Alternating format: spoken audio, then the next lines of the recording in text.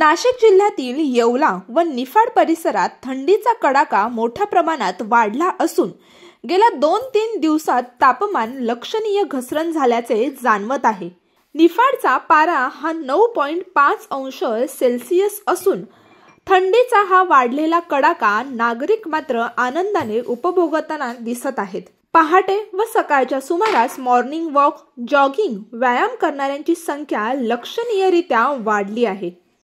येळकर अच्युत तातेराव मागील बऱ्याच दिवसापासून या ठिकाणी अवकाळी पावसामुळे बरेच प्रमाणात नुकसान झालेलं आहे आणि या नुकसानीनंतर बरेच शेतकरी सर्व वर्ग अडचणीत आलेला असताना देखील मध्येच बिबट्याचा वावर पण झालेला आहे आणि आता सध्या थंडीचा प्रमाण वाढल्यामुळे गुलाबी थंडीचा आनंद आम्ही सर्व येवलेकर घेत आहोत।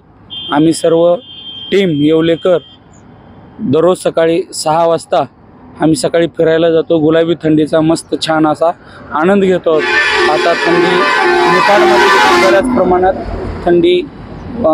थंडीला सुरुवात होत आहे।